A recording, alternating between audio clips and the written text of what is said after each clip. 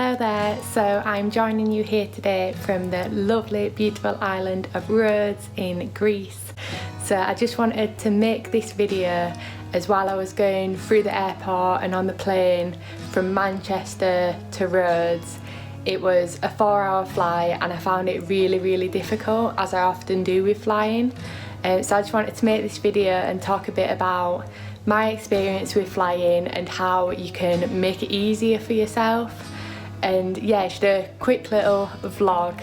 So unfortunately I didn't get any vlog footage from the flight from Manchester to Rhodes, but I will be making some on the way back, so that should be really exciting. I haven't done that in a public place such as a plane before, so that'll be fun.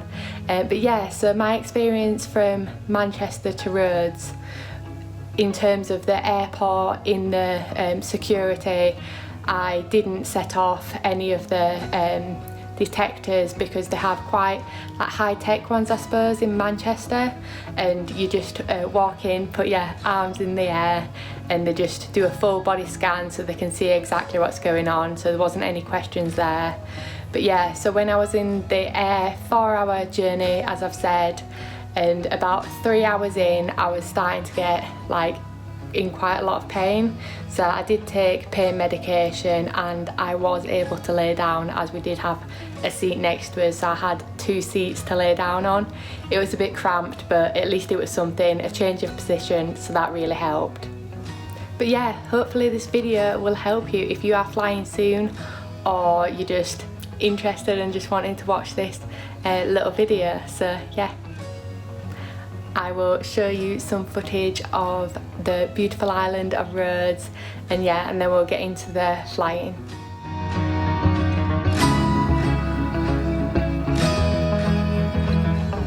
So stay tuned if you want to see how to make your flight journey easier for yourself, less pain, able to manage your pain a bit better. Hi, so as you can probably tell, I am not on holiday anymore, and it is actually a few months since I flew back. So I'm going to be going through now my tips for flying with spinal fusion, and I'll be going through some of the clips that I managed to get on the flight back.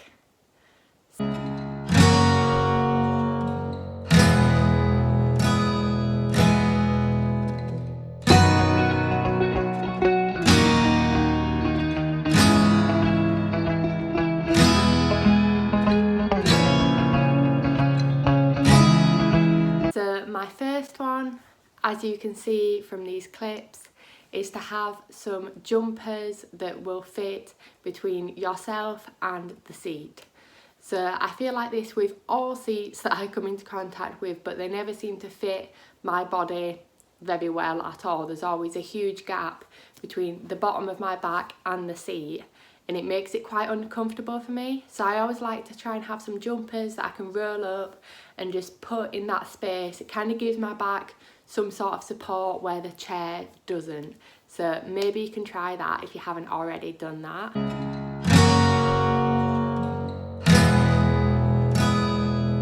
Number 2. So number 2 is dependent on who you are flying with, how many people are there, but I usually just fly with my partner, so there is usually just 2 of us. On the flights that we get, there are normally 3 seats in each row, so we tend to book one of the rows sat next to each other and hope that the third space nobody wants to sit in, because then they'd be sat by themselves. I do know some people who book this outer seat, the window seat, and then it's even more unlikely that anyone will want to book that space in between you. But we never do that, just because if they did book that seat, it'd be a bit awkward. So yeah, we just book 2 and hopefully the third one stays free. It often does. In quite a lot of flights that I've had, that seat has remained free, and therefore we have 3 seats between 2 of us. So I normally lay down on 2 of the seats with my feet on my partner or my head on my partner, and it's not like the most comfortable, but it just gives your back a bit of a break from being in that upright position to a laid down position.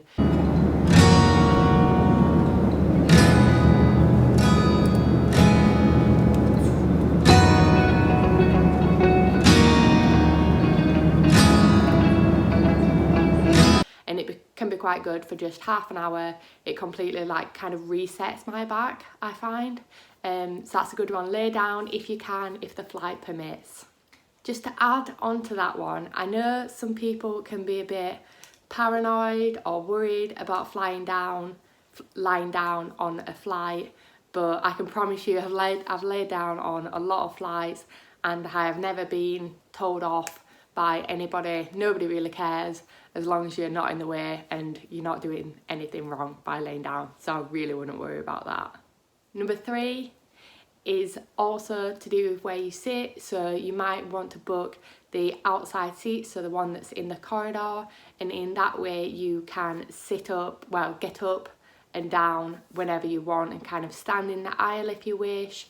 You can just stand in the aisle and talk to your friends or whoever's sat in those seats, and it doesn't really come across as unusual, just as long as you're not in there in that space when the trolley people come down the aisle. Yeah, that's usually fine.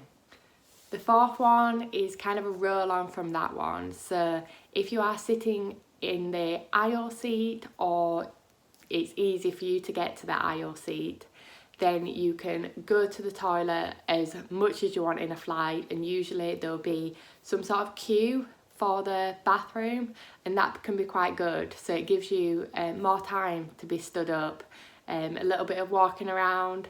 So yeah, that's good. I would just advise, if you need to get up, just go and stand in the bathroom queue and then go and stand in the bathroom for a little bit. It's absolutely fine. So the 5th and final one is to bring with you things that you need.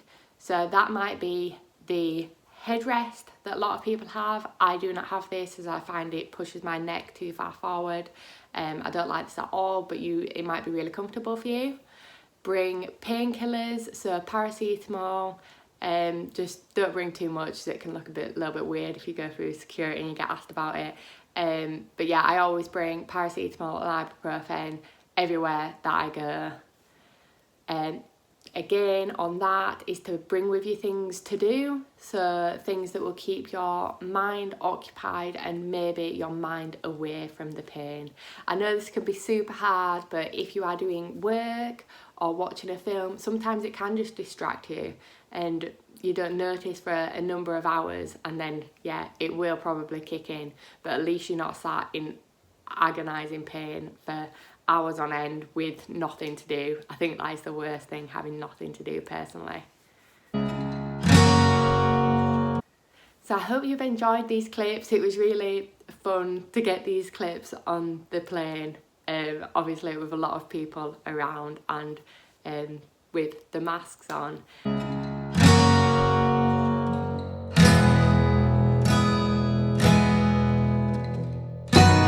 But yeah, hopefully this has helped you somewhat. This was only a short haul flight for me, but I have done long haul flights. I've done flights which are 13 hours long, and the same goes. It's exactly the same between short haul and long haul flights.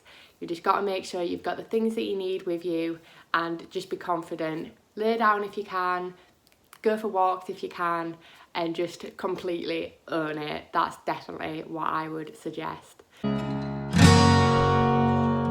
So I hope you've enjoyed this video, and please like and comment if you have anything else to add on this subject. That would definitely be helpful. Or subscribe and join in the conversation about all things scoliosis, spinal fusion, pain, and all things to do with that. So hopefully I'll see you in a future video.